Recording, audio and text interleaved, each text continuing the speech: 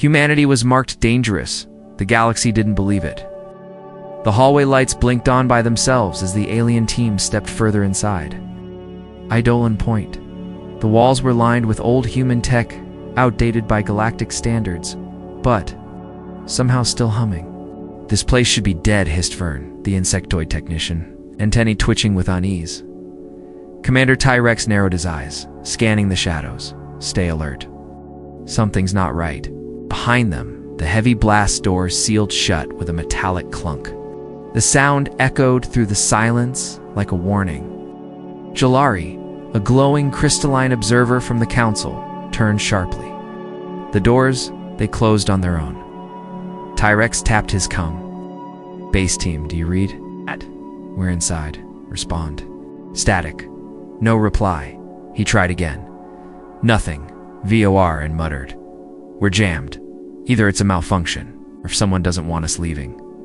The lights changed. Soft blue glow pulsed along the walls, chasing itself through the conduits like veins awakening after a long sleep. From somewhere deeper in the station, a calm female voice echoed around them, spoke in smooth, perfect galactic common. "Welcome back. Unauthorized personnel detected. Initiating silent protocol procedures." The team froze. "Silent protocol?" Jalari asked. "That's not in the archives. It's human," Tyrex muttered. "Battery!" "And very old." Suddenly, a security drone dropped from the ceiling and hovered before them. Its design was human, but sleeker than expected. Drowned armor, rotating lens, and small plasma emitters on both sides. It didn't attack. Instead, it scanned each of them with a thin blue beam. Non-human. Anomaly confirmed. The drone reported, then it turned, facing the far wall. A doorway opened seamlessly with no sound. Darkness loomed inside. The voice returned. "Access denied. Escort to quarantine chamber required. Resistance will be met with suppression." Vern panicked. "We need to leave. This is a trap." Tyrex raised a hand. "We don't panic. We assess. Move slowly. Stay in a group." But it was too late. From the hallway behind them, a defense turret unfolded from the wall. It didn't fire, but its red targeting lights tracked their every movement. "Forward," Tyrex growled. They followed the drone into the darkness. The quarantine chamber looked more like a cathedral than a prison. Tall ceilings, wide floors, and strange human writing glowing along the edges of the walls. At the center was a platform with a console unlike anything they'd seen in council archives. "This tech isn't just old," Jalari said softly. "It's forbidden." The console lit up as they approached, displaying a map of the galaxy. In red, Earth; in blinking orange, Eidolon Point. Dozens of small systems flickered with soft white dots. "What is this?" Vern asked. "A defense map," Tyrex said slowly. "It's a watch list." The dots weren't enemy targets, they were threats. Emerging threats. Species, events, experiments. Some marked with human warning signs. Others with labels like dimensional rupture, AI contagion, psychic cascade risk. Earth had been watching everything and saying nothing. Suddenly the voice returned. "Unknown access detected. Logging incident under Directive 9. Sending pulse beacon," Jalari gasped. "Pulse beacon? That's not a distress signal. That's a call," Tyrex said, eyes widening. "To Earth. Thousands of light years away, on a quiet military base buried beneath Antarctica, the pulse was received." An old console flickered to life, displaying 3 glowing words that hadn't been seen in nearly a century. "Protocol, Helix 9 Station, Eidolon Point status, breach, I am Mayanant, Earned." Earth began to move. Back on the station, the alien team watched in silence as the holographic map zoomed into a small blue planet orbiting a yellow star. Earth's beacon lit up with a sharp red glow. Then the voice whispered something new, something chilling. "Human assets en route. Estimated arrival, unknown. For non-human life forms currently inside, survival not guaranteed." Tyrex felt a chill crawl down his spine. "What does that mean?" Vern whispered. "I think it means," Jalari said quietly, "they're coming." And for the first time in his life, Commander Tyrex realized what fear actually felt like. They hadn't discovered a forgotten outpost. They had triggered something old, something watching, something human, and it was awake. Asterisk. The Harbinger moved like a shadow across the stars. It was a small ship by modern standards, no flashy weapons on the outside, no grand emblem of Earth. But inside, it was quiet, precise, and deadly. Everything. A board was built for one thing, responding to emergencies no one was supposed to know existed. Commander Nia Rose stood at the center of the bridge, arms crossed behind her back, staring at the glowing map. Her eyes were sharp, unblinking, as the display pulsed with the red signal from Eidolon Point. "How old is that beacon?" she asked. 83 years, Commander, said her communications officer, Ren, a wiry man with quick fingers and tired eyes. "Last time it went active, we weren't even sure Earth would survive the war." Ro didn't respond right away. She studied the signal. It was steady, calm, almost deliberate. "And no council response?" she asked. "None," but Ren added. Someone else heard it. "We picked up chatter an hour ago, coded signals from a mercenary band. Known raiders, ex-military, Zithra-class cruisers." "Let me guess," Ro said. "They're heading straight for Eidolon." "Already in warp," Ren confirmed. "They think it's a salvage job." "They're wrong," Ro muttered. She turned away from the display and faced her team. 12 people stood ready: engineers, pilots, field medics, and a former council security operative named Bishop. Not many, but they weren't meant to be many. They were meant to be fast, smart, unseen. "This is a silent protocol breach," Ro said. "That means two things. One, no help is coming. Two, we are not leaving until the situation is neutralized." Her second in command, LT Kova, nodded. "Understood. But what's the situation?" "That's the problem," Ro replied. "No one knows. The station was classified even before we were born. All we have are rumors." Bishop cleared his throat. "Rumors say Eidolon Point was Earth's failsafe, a trap disguised as a station. Something bad happened there. Some say they locked up a weapon. Others say they opened a door." "A door?" Kova frowned. Bishop looked grim. "To another reality. Another place." Ro nodded slowly, and someone just knocked. The ship dropped out of warp near the edge of a pale green nebula.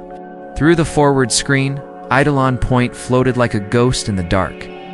No lights, no signal, just a cold silhouette against the stars. It looked abandoned.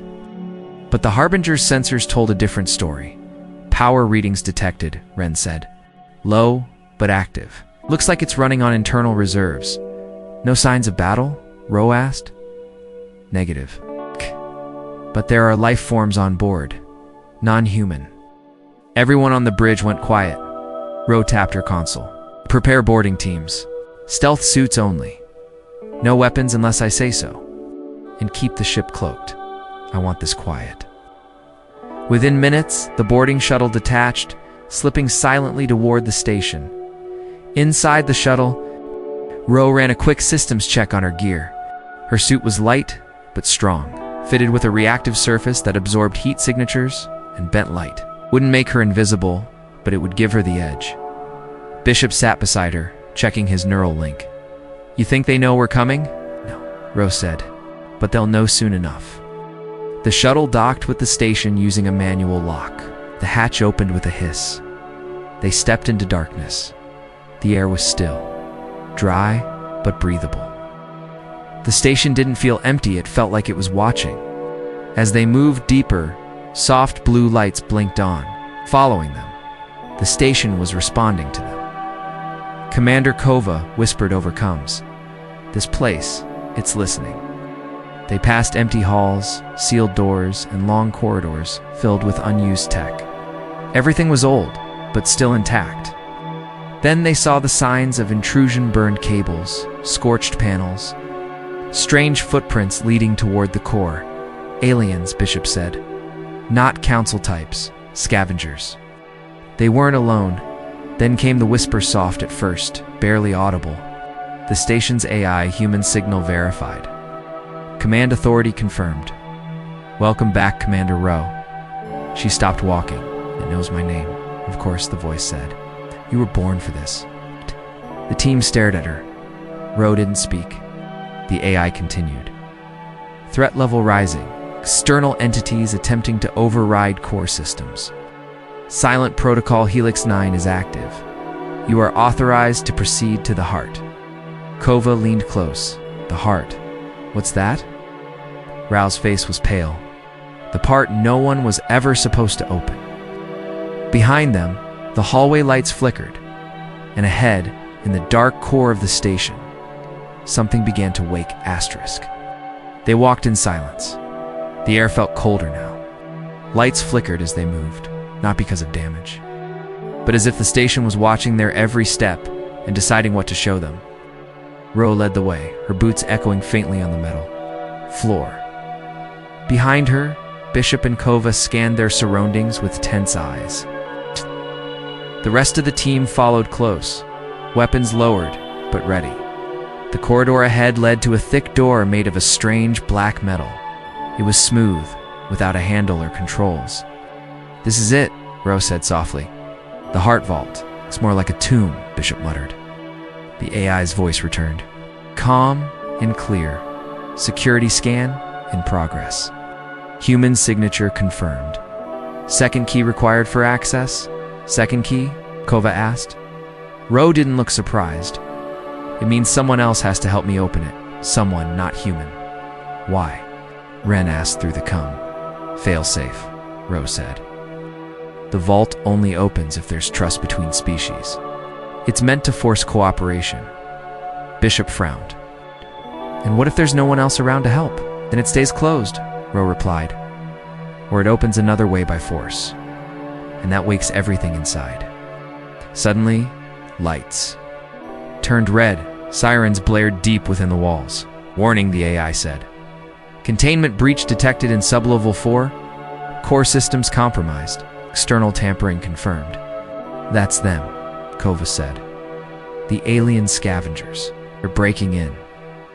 Ro turned sharply. "They don't know what they're touching. We have to move."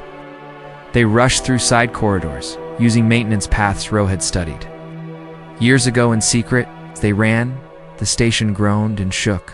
The lights dimmed, then surged again. They reached sublevel 4 and saw the damage immediately. Wires hung from the ceiling. A containment field sparked and flickered, barely holding together. In the middle of the room, 2 aliens crouched near a glowing panel, trying to hack it. "Stop!" Ro shouted. The scavengers turned, startled. One reached for a weapon. Before he could draw it, Bishop fired a stun blast. The alien collapsed. The other froze. "Don't move," Ro warned, stepping forward. "This station is on the edge of a breach. You don't want to be the reason it opens." The alien hissed, lowering his hands slowly. He was tall, thin, with pale scales and dark eyes. Ro recognized the species Karsari, known for stealth and black market tech work. "Who are you?" he asked. "Commander Ro, Earth Special Protocol Unit. You're not supposed to be out here." The Karsari said. "Humans went quiet a long time ago." Ro stared at him. "We didn't disappear. We prepared." A loud boom shook the station. Lights flared red. Sparks burst from the ceiling. The AI spoke again, louder this time. "What?" "Containment core unstable. Estimated failure in 22 minutes. Core breach will result in system-wide collapse." The alien backed away. "You have to stop it." "You help me," Ro said firmly. "We need to access the vault. I have 1 key. You have the second." "What's inside?" he asked. Ro hesitated. "A prisoner or a weapon? Maybe both. But if that vault opens without us in control, it won't care who's human or not. It'll destroy everything." The alien looked at the broken containment field. He took a deep breath. Then he stepped toward her. "I'll do it," and moved quickly. The rest of the team covered the area while Ro and the alien returned to the heart vault. The black door now pulsed with a soft red glow, reacting to the emergency. "Prepare for final scan," the AI announced. Both Ro and the Karsari placed. Their hands on the smooth surface, a surge of cold energy passed through them. The door shivered. Then it split down the middle and slowly slid open. Beyond it was a room unlike the others, no metal walls, no blinking panels. Instead, the walls were smooth stone, carved with symbols in both human and alien languages. At the center stood a sphere of light, floating in midair, surrounded by rotating rings of glowing metal. Ro stepped forward. Her voice was steady, but quiet. "This is the breach core," the Karsari whispered. "What is that light?" "A tear in reality," Ro said. "We found it, studied it, but we couldn't destroy it. So we built this vault to keep it locked." The light flickered, and then it spoke. Voice neither human nor alien filled the room. "You have returned, not as conquerors, but as witnesses. The question remains, do you understand what you are?" The team stood frozen. The breach was aware. It had been waiting. No one spoke. The voice inside the vault wasn't loud, but it carried weight like it knew things. Old things, hidden things. The glowing sphere pulsed as it hovered, its metal rings spinning faster. "You have returned," it repeated, softer this time. "But you do not come alone." Commander Ro stepped forward. "We're not here to free you," she said clearly. "We're here to make sure you stay contained." The voice responded, "Your kind always speaks of control, yet you do not understand what you found. You reached into the dark and built a box around something you feared.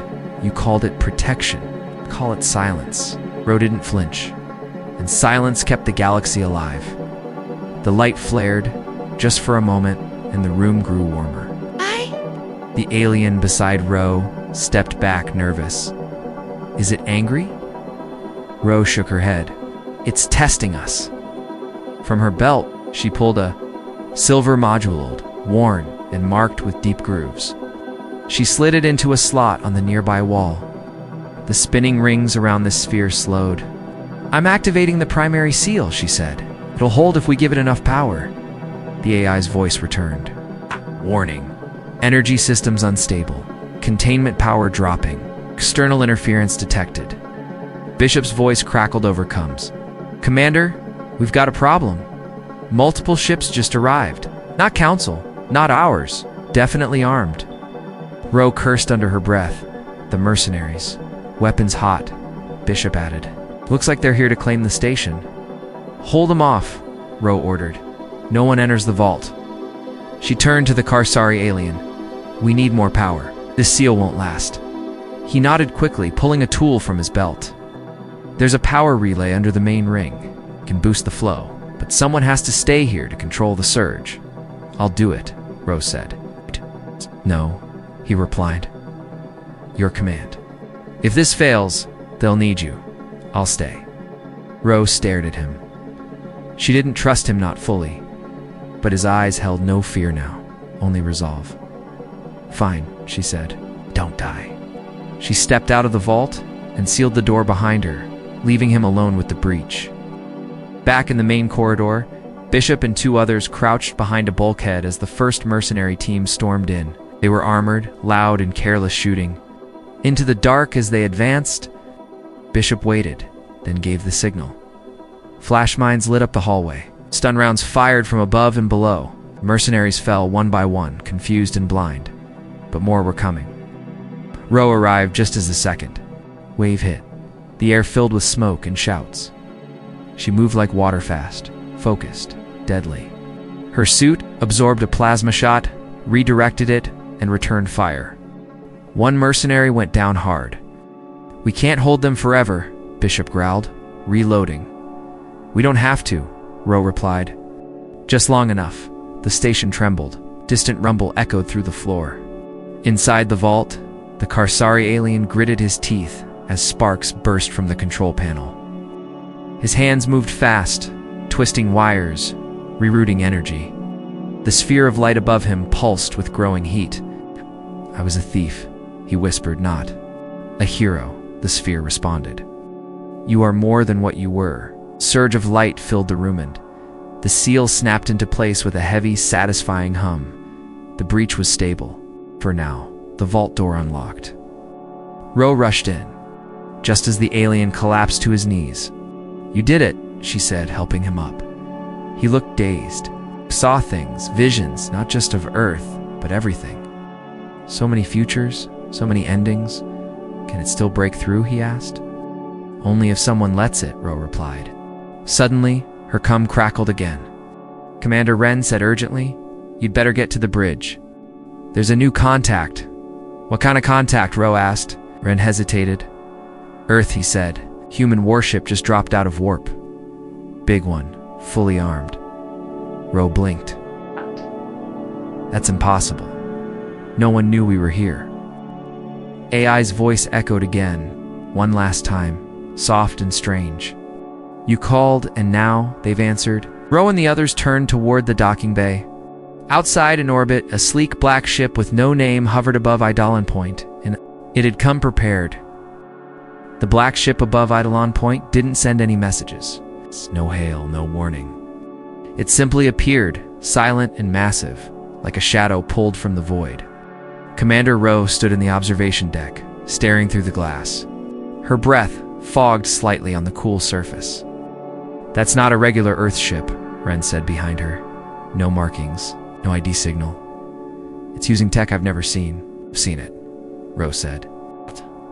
Her voice was quiet but tense. "It's one of the sleepers." Wren frowned. "I thought those were just rumors. Hidden ships built during the collapse era. Silent fleet legends." "They were real," Ro said. "Ships kept in deep orbit. Automated. Hidden. Meant to wake only if Protocol Helix 9 was breached." Wren looked at her. "So it's one of ours. That's good, right?" Ro didn't answer, because she wasn't sure. The black ship turned. Slowly then, without a word, it sent a tight beam signal and encrypted burst. Only someone in her role could read. Ro stepped back from the glass. "They want me to come aboard. Alone." "That's not a good idea," Wren said. "Is," she replied. She suited up, boarded a small shuttle, and launched quietly toward the silent ship. It accepted her docking request automatically. As the hatch opened, she stepped into a hallway that looked like no ship she'd ever served on. The walls were smooth, almost organic. No lights, but everything glowed faintly. Soft pulses ran along the floor, guiding her deeper in. At the end of the corridor, a door slid open. Inside was a single figure.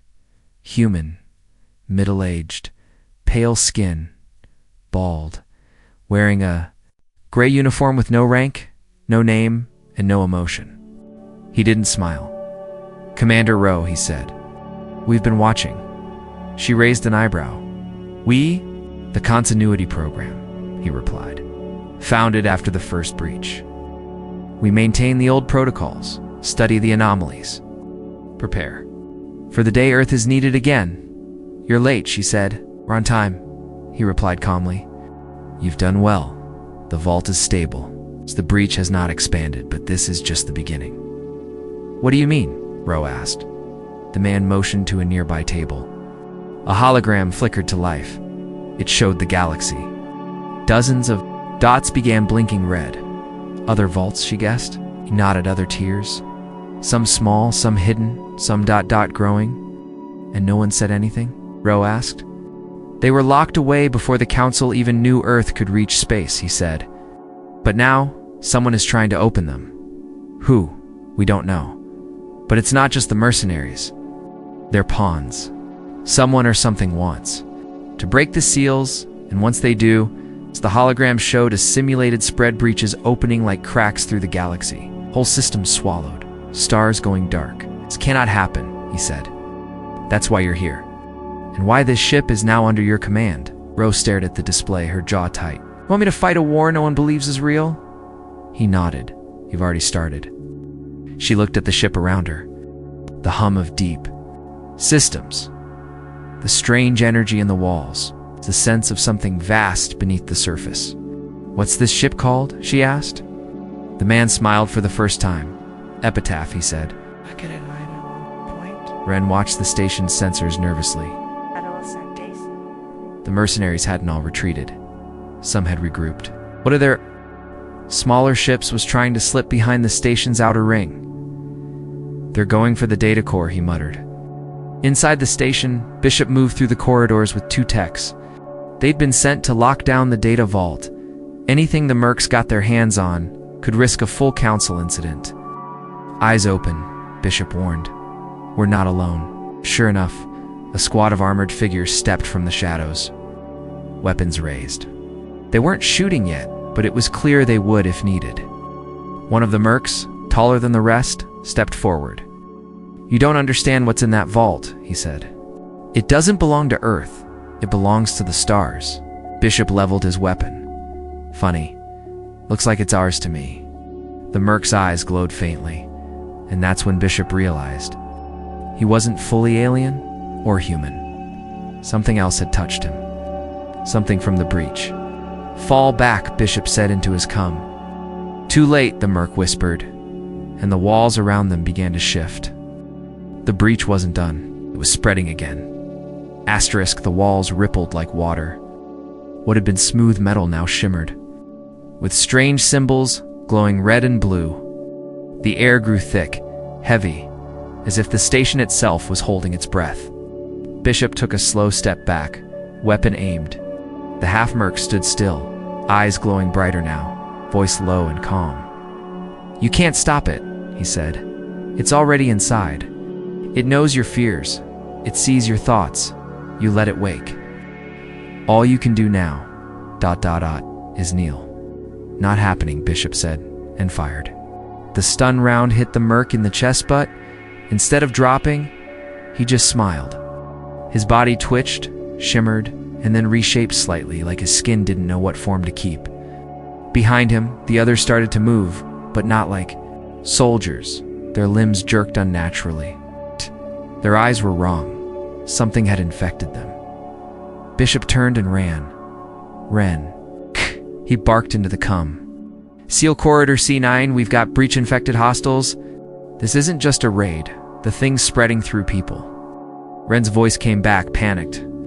I'm trying, but the station's systems are glitching. It's like it's fighting me. Doors keep opening and closing on their own. Lock it manually. Whatever it takes. Rose stood aboard the black ship Epitaph, still watching the growing red marks on the galaxy map. Each one blinked slowly, signs of weakness in the seals. Tiny tears forming where reality wore thin. The man beside her, the one from the continuity program, leaned over the controls. It's feeding on interference, he said. Each broken seal gives it strength. Eidolon was the first to hold the breach, but now it's testing the defenses. It wants more. We just stabilized the vault, Rose said. Why now? Because it's learning, he answered. Because someone might be helping it. A signal alert blinked. It was Ren, Commander, his voice crackled. We have a situation. Something got into the mercs. They're changing, moving like they're not fully themselves. Bishop's team barely got out alive. We need to quarantine part of the station. Rouse's face hardened. I'm coming back. You shouldn't, the man warned. If it's infected live hosts, you'll be exposed. They're my team, she said. I didn't sign up to sit on a ship and watch. We'd boarded. Her shuttle-in returned to the station. Soon as she stepped back through the airlock, she felt it like a weight pressing against her chest. The corridors were darker now. Lights flickered, as if the station itself was afraid. She met Bishop at the junction near the medical wing. He was bruised, breathing heavy, but alive. They didn't bleed when I shot them, he said quietly. Their blood, ... wasn't blood. It was dark like oil, thick. Wrong? Is it spreading? Ro asked. It's only in the lower levels so far. But if it reaches the main reactor, ... It won't, she said. They moved fast. Kova and 2 engineers joined them. Together, they carried a portable fusion bomb, small enough to fit through the doors, strong enough to vaporize half the station. We set this up in the infected wing, Ro said. If we can't contain it, we burn it. No one argued. As they reached Corridor C9, they saw signs of the breach everywhere. The walls were covered in new symbols, deep glowing with red light. The air buzzed softly like a swarm of distant insects. Then came the whisper. You brought this on yourselves, the voice said. You touched the dark and called it discovery. You locked it away. ... But locks rust. Ro clenched her jaw. We're not afraid of you. You are, the voice replied. And that fear is the door. From the shadows, the infected mercs lunged. The fight was brutal and fast. Kova shot first, taking down to. Bishop slammed another with the butt of his rifle, knocking it into the wall. Ro threw the bomb module to the floor and activated the timer. Fall back, she yelled. The group sprinted back through the corridor. The creatures gave chase, snarling now, their movements sharper, faster. They reached the secure door. Ro hit the lock. The blast door slammed shut. 10 seconds, Kova said. They ran. Behind them, the blast shook the station. Heat, fire, light, then silence. The infection was stopped. For now. Back in the command room, Ro slumped into a chair. Her hands shook. They're getting smarter, she said. They were using the mercs to test us. And next time? Ren asked. Ro looked up at the screen. More red dots blinked too. Life on the galactic map. They won't test, she said. They'll break through, and the war would begin. The station was quiet again. Smoke drifted through the halls. Lights flickered, but the red glow was gone. Infected section had been destroyed. The vault was sealed. For now, the breach had been stopped, but Ro didn't feel relief. She stood at the edge of the observation deck, looking out at the stars. The galaxy seemed peaceful from here, calm and distant. But she knew better. Each blinking red light on the galactic map was a warning, signal, a sign of cracks forming. She thought of Earth. Of all the people who had no idea this was happening, most believed humans were still catching up to the rest of the galaxy. Still weak, still quiet. They had no idea Earth had been watching, preparing, waiting, and now the time had come. Ren entered the room holding a small data pad. He looked tired like everyone else. The breach core is stable, he said. AI says energy flow is holding at 84%. No sign of spread, Ro nodded. Good, and the Epitaph. It's fully linked with the station now. They're downloading everything. Old protocols, vault logs, breach data, even stuff from before the collapse. What about the other red signals, she asked. Ren hesitated. There's more than we thought. At least 23 systems showing weak readings. A few are council-controlled. One's in a Zarian mining zone. Ro turned away from the window, then we're already behind. Footsteps echoed in the hallway. Bishop entered, still bruised, still standing. Carcery pilot's awake. It's the one who helped you in the vault. He wants to speak with you. Send him in. Moments later, the alien stepped into the room, walking slowly but steady. His scales were dull from the shock, but his eyes were clear. You saved the vault, Ro said. No, he replied. We saved it together. He paused, then added, the breach showed me things, possible futures, endless paths. On many of them, everything falls, but on a few, humanity stands. At the center, Ro raised an eyebrow. Center of what? Resistance and change. She didn't reply. He continued, the galaxy doesn't know who you really are. They see humans as a forgotten species. Weak, scattered. But that's the mask, isn't it? Ro didn't deny it. It was easier that way. He nodded. Not anymore. But in the galactic map zoomed out. The red dots blinked again. One of them turned orange, then green. Another vault stabilized, Ren said, checking the feed. Automated system, deep orbit relay. It activated on its own. Looks like the continuity program was busy, Bishop muttered. Ro stepped. Forward, we're going to need more ships. More teams. Quiet ones like this. We're not telling the council. Ren asked. Not yet, Ro said. If we go public too soon, we'll start a panic. Or worse, someone will try to use the breach as a weapon. Bishop nodded. Let them keep underestimating us. It gives us the edge. The Karsari alien looked between them. And what about me? Ro smiled faintly. You helped save Eidolon. You're part of this now. He tilted his head. Then what do we do next? She looked out at the stars again. We fight quiet. We move fast. We close the vaults before they open. Find out who's trying to break them. ... And we stop them, if we can't. He asked. Then we make sure Earth is ready, she said, because when the real breach comes, it won't be quiet. Later that night, Rose stood alone in the command center, watching the stars. The breach was still sealed. Danger was still far. But something deep inside her said this was just the first step. The galaxy was bigger than anyone had believed. And now, the shadows were moving. Earth had been silent for a long time, hiding, recovering. That silence was over. As the black ship Epitaph turned toward the next red signal, its engines lit up. With a soft blue glow, a message was sent. Cryptid, short, direct, silent protocol. Active Eidolon, sealed next vault. Target locked, humanity engaged somewhere across the stars. A new vault flickered to life. The war for reality quietly began.